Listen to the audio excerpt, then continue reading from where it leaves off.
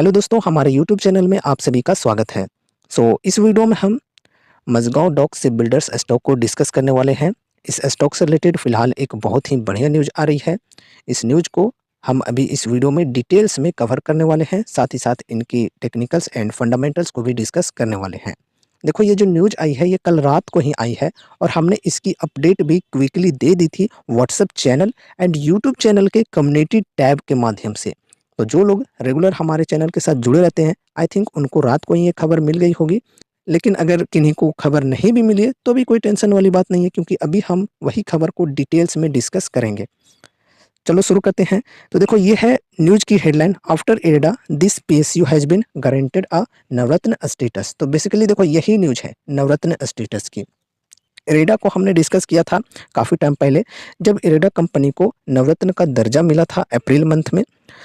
तो अब इरेडा के बाद यहाँ पर एक और कंपनी है जिसे भी नवरत्न का दर्जा मिल चुका है, जिसका नेम है मझगांव डॉक शिप बिल्डर्स। यानी कि मझगांव डॉक शिप बिल्डर्स को भी अब नवरत्न का दर्जा मिल गया है, नवरत्न का स्टेटस मिल गया है। नवरत्न स्टेटस मिलने से कंपनी को बेनिफिट्स क्या होते हैं वो भी डिस्कस करेंगे, एंड कैसे नवरत्न का दर्जा मिलता है किसी कंपनी को वो भी डिस्कस करेंगे। Mazagon Dock Ship Builders has been guaranteed Navratna status by the department of public enterprises.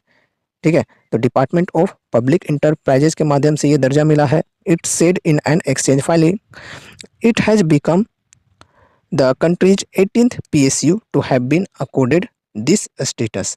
तो अब देखो, ये जो कंपनी है ये बन चुकी है इंडिया की 18th PSU कंपनी जिसे नवरत्न का दर्जा मिला है। बहुत ही अच्छी बात है। इससे पहले 17 थे और 17वें नंबर पर इरेडा थी, 18वें नंबर पर अब ये आ चुकी है मझगांव डॉक। तो अब 18 कंपनीज हो चुकी है कंट्री में जो कि नवरत्न है। एक चीज़ और ध्यान में रखना कि नवरत्न, मिनीरत्न, महारत्न जो भी स्टेटस कंपनीज को मिलते हैं वो सारे गवर्नमेंट कंपनीज को ही मिलते हैं, PSU कंपनीज को ही मिलते हैं। ठीक है, तो प्राइवेट कंपनीज के अंदर ये मत सोचना कि प्राइवेट को भी इस प्रकार के दर्जे मिलते होंगे। अब देखो, with this Mazagon Dock joins the likes of Engineers India, Concor, Bharat Electronics, Hindustan Aeronautics, RCF, NELCO, NMDC, RVNL, Ircon and IREDA. तो अब देखो, मझगांव डॉक भी इनकी लिस्ट में शामिल हो गई है, इनके ग्रुप में शामिल हो गई। ये सब नवरत्न कंपनीज हैं। ठीक है, एज अ नवरत्न कंपनी, अब देखो नवरत्न कंपनी के बेनिफिट्स आपको मैं बताऊंगा।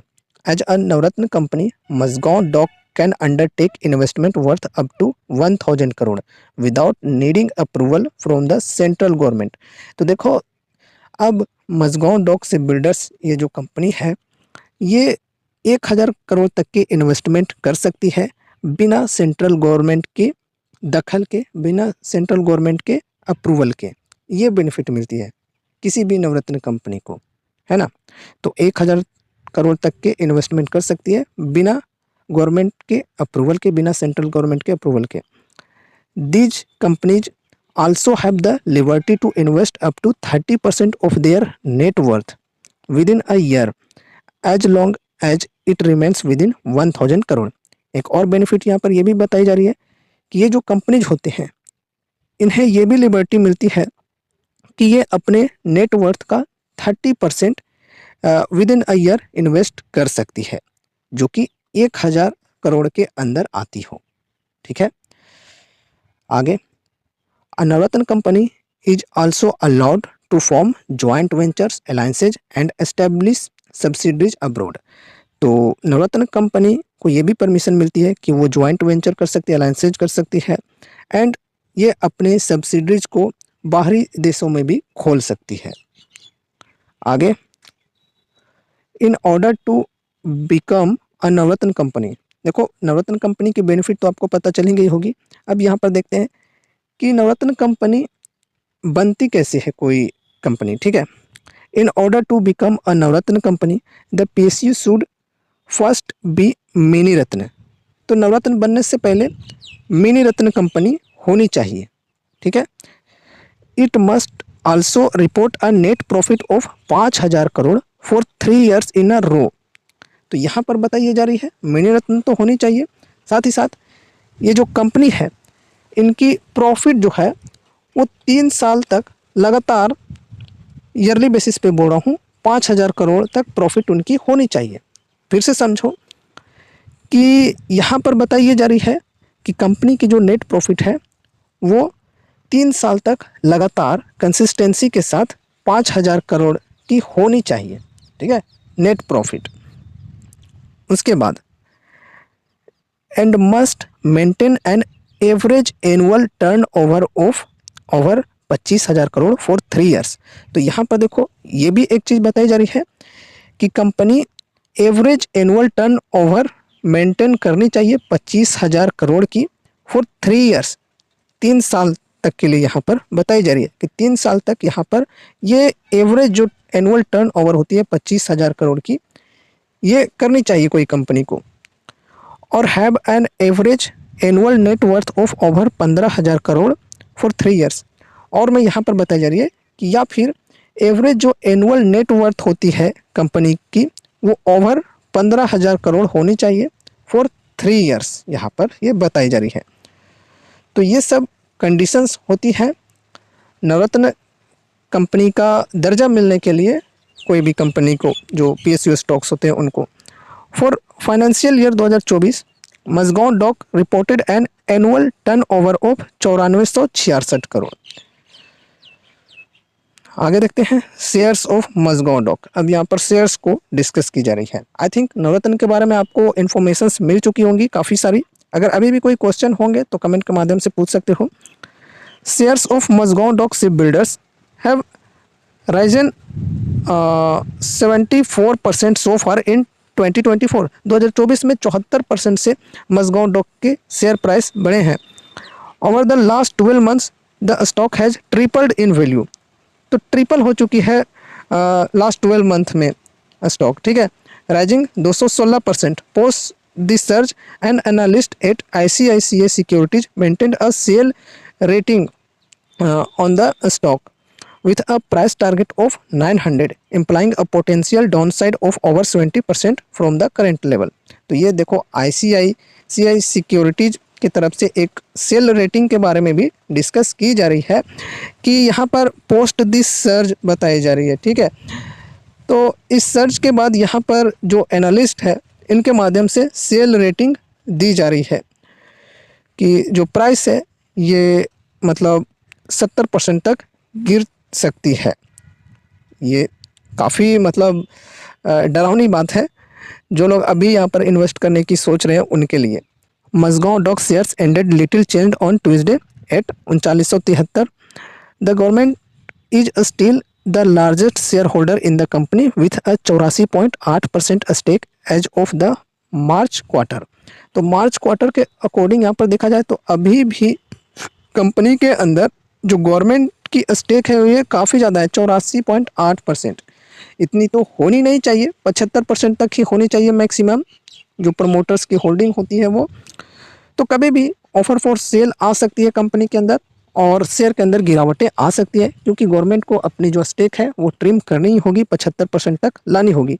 तो कभी भी सेलिंग आ सकती है यहाँ पर। तो पैनिक बिल्कुल भी मत होना, वो बेसिकली एक मौका होगा। अब देखो इनकी शेयर प्राइस के अंदर डिस्कस करेंगे एंड टेक्निकल्स को डिस्कस करेंगे, फंडामेंटल्स को डिस्कस करेंगे। तो देखा जाए तो अभी जो इनकी प्राइस है ये 52 वीक हाई के लेवल पर पहुंची हुई है। यहाँ पे 3974 की फ़िलहाल प्राइस है और न्यूज़ जो काफ़ी अच्छी आई है कल रात को, इसकी वजह से आज के दिन बढ़िया तेज़ी आने की चांसेज हैं शेयर के अंदर। हो सके तो आज एक न्यू 52 वीक हाई बने। यहाँ पर रेजिस्टेंस के लेवल्स की बात करें तो ये सब रेजिस्टेंस के लेवल्स हैं जिनको आपको ध्यान में रखना है। ये भी रेजिस्टेंस के लेवल्स को ध्यान में रखना है। 2487 है, फिर यहाँ पर 2100 का लेवल है और ये वाला लेवल भी आपको ध्यान में रखना है। लॉन्ग टर्म इन्वेस्टमेंट के लिए अच्छी डिस्काउंट हो सकती है। अभी यहाँ पर 52 वीक हाई के लेवल पर है, इसलिए बाइंग करना काफ़ी ज़्यादा रिस्की हो सकता है क्योंकि इस लेवल से कभी भी प्रॉफिट बुकिंग हो सकती है। वैसे अभी तो तेज़ी आने की संभावनाएँ हैं क्योंकि न्यूज़ काफ़ी अच्छी आई है। साथ ही साथ बजट आएगी जुलाई में, तो बजट में डिफेंस सेक्टर के ऊपर सबको पता है कि गवर्नमेंट ध्यान देगी ही। तो डिफेंस सेक्टर के लिए जो भी बजट में चीज़ें आती हैं काफ़ी ज़्यादा अच्छी चीज़ें आती हैं। तो डिफेंस के जो स्टॉक्स हैं उनके अंदर बढ़िया रैली देखने को हमें मिल सकती है ना। बाकी देखो यहाँ पर एक समय में प्राइस गिरकर इस लेवल तक आई थी, जो कि बहुत ही बढ़िया अपॉर्चुनिटी थी इन्वेस्ट करने के लिए। अभी अगर वो लोग यहाँ पर होल्ड करे होंगे, यहाँ पर इन्वेस्ट करके, तो बढ़िया प्रॉफिट में होंगे ओवरऑल। एंड यहाँ पर अगर हम इनके फंडामेंटल्स एंड वैल्यूएशन को डिस्कस करें तो देखो 80,153 करोड़ की मार्केट कैप है, मतलब एक लार्ज कैप कंपनी है। स्टॉक पी देखो 41.4 है, इंडस्ट्री पी भी 41.4 है। तो देखा जाए तो वैल्यूएशन एक्सपेंसिव नहीं है, फेयर है। पे रेशियो के अकॉर्डिंग देखें तो वैल्यूएशन ओवर वैल्यूड है। यहाँ पर देख सकते हो स्टॉक ओवर वैल्यूड है, 1.4 की पे रेशियो है। बाकी ROC ROE बेहतरीन है, 44% एंड 35%। फिर यहाँ पर प्रमोटर्स होल्डिंग जो गवर्नमेंट की होल्डिंग है 84.8% ये है। Current price 3974, 52 week high and low की बात करें तो हाई है 4250 और लो है 1230। बुक वैल्यू 310 रुपये की। फिर यहाँ पर डेप्ट है 0.93 करोड़ की, डेप्ट टू इक्विटी 0.00। चलो कोई दिक्कत नहीं है, प्लेज परसेंटेज कुछ भी नहीं है, अच्छी बात है। फ्री कैश फ्लो 347 करोड़ की है, अच्छी बात है। डिविडेंड यील्ड 0.4%, फेस वैल्यू 10 रुपये की, EPS है 96 रुपये की। तो देखा जाए तो फंडामेंटल्स काफ़ी स्ट्रॉन्ग है। एंड जो पी है इनकी यानी वैल्यूएशन की बात करें तो वैल्यूएशन भी काफ़ी एक्सपेंसिव हम इसे नहीं कहेंगे, जबकि ये अपने 52 वीक हाई के लेवल पर पहुंची हुई है, फिर भी नहीं हम इसे कह सकते हैं, ठीक है। क्योंकि जो पी है इनकी ये इंडस्ट्री के इक्वल ही है, और जो पे रेशियो है वो भी काफ़ी ज़्यादा नहीं है, 1.4 है। तो उस अनुसार देखें तो अभी भी स्टॉक महंगा नहीं है, लेकिन चूंकि ये अपने हाई के लेवल पर पहुंची हुई है तो इसलिए अभी यहाँ पर बाइंग करना काफ़ी ज़्यादा रिस्की हो सकता है। बाकी यहाँ पर शॉर्ट टर्म के लिए अगर कोई यहाँ पर जो तेज़ी आने वाली है शेयर के अंदर कुछ दिनों में, उसके बेनिफिट्स उठाना चाहते हैं शॉर्ट टर्म के लिए, तो वो यहाँ पर रिस्क ले सकते हैं स्टॉप लॉस के साथ, ठीक है। बाकी लॉन्ग टर्म इन्वेस्टमेंट के लिए डिस्काउंट अभी सही नहीं है, लेकिन ये कोई रिकमेंडेशंस या फिर एडवाइस नहीं है बाइंग या फिर सेलिंग करने के लिए। अगर आपको यहाँ पर इन्वेस्टमेंट करनी है तो फिर आपको अपनी खुद की एनालिसिस या फिर खुद की रिसर्च भी करनी चाहिए, या फिर आपको अपने फाइनेंशियल एडवाइज़र से कंसल्ट जरूर से करनी चाहिए, क्योंकि मैं आपका कोई फाइनेंशियल एडवाइज़र नहीं हूँ। इसलिए यहाँ पर जो भी चीज़ें डिस्कस की जाती हैं वो प्योरली एजुकेशनल पर्पज़ से की जाती हैं। तो बस आज की इस वीडियो में बस इतना ही, मिलते हैं अगले नए वीडियोज़ के साथ, तब तक के लिए बाय बाय।